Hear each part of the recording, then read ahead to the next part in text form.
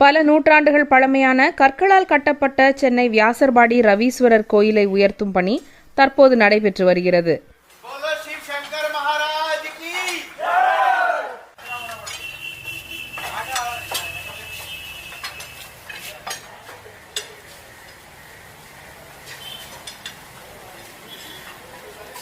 இத்திருக்கோயிலுக்கு மிக முக்கியமான பிரச்சனைன்னு சொன்னால் மழை காலங்களில் தண்ணி உள்ளே வந்துடுது. ஏன்னு சொன்னால் ரோடு லெவல் அதிகமாக உயர்ந்ததுனால இங்கே கோவிலினுடைய அளவு ரொம்ப பள்ளமாக போயிடுச்சு. மழை தண்ணி உள்ளே வரும்பொழுது சிவனுடைய ஆவடியார் வரைக்கும் வந்துடுது. உண்டியல் முழுமையாக இதுவாகிடுது. அம்பாளுடைய சன்னதிக்கும் இதுவாகிடுது. அதனால் பொதுமக்கள் தரிசனம் செய்வதற்கு மிக சிரமமாக இருந்தது. இதை உடனே நாங்கள் சரி செய்யணும்னு சொல்லி முடிவு பண்ணும்போது தான் எல்லாருடைய ஒத்துழைப்போடு இதை உயர்த்தலான்னு சொல்லி முடிவு பண்ணோம். இந்த கோமுகம் பார்த்திங்கன்னு சொன்னால் பூமிக்கு அடியில் இருந்தது. அபிஷேக தண்ணி இது வழியாக தான் வெளில வரும். பூமிக்கு அடியிலிருந்து பள்ளம் போட்டு நாங்கள் அந்த தண்ணியை வெளியேற்றி அதை கொண்டு போகிறதுக்கான ஏற்பாடு இருந்தது. மிக சிரமமான இந்த இது சரி செய்வதற்கு இதை உயர்த்தின முடிவு பண்ணி இன்றைக்கி 5 அடிக்கு மேலே உயர்த்தி இருக்கோம். இதன் மூலமாக பிற்காலத்தில் எங்களுக்கு எந்த பிரச்சனை வராதுன்னு நம்புகிறோம்.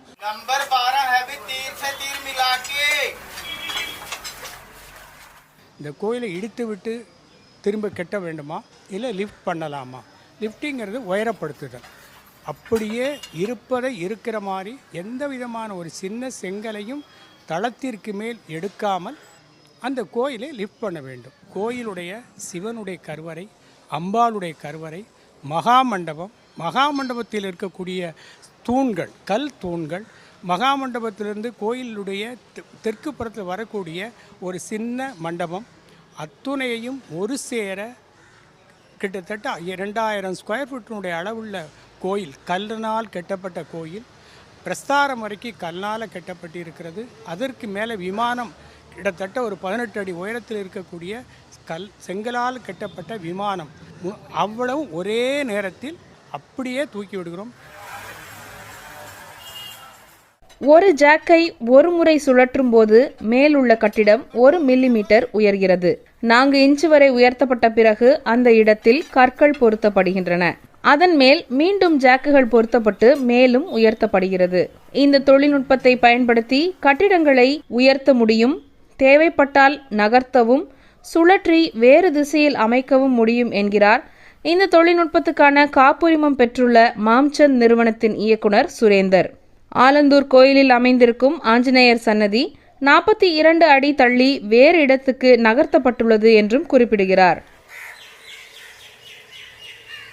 So Ravishwar temple we are right now lifting is going on. So presently today we are 6 feet lifting is completed and our target to lifting this temple nearly 7 feet height. So 7 feet height lifting we are using 495 jacks, screw jacks we are using in the temple and totally our 15 members team are working in the temple. So for the lifting we are using the foundation, we are using stones only. We are not using any bricks at all, any steel rod, any all things.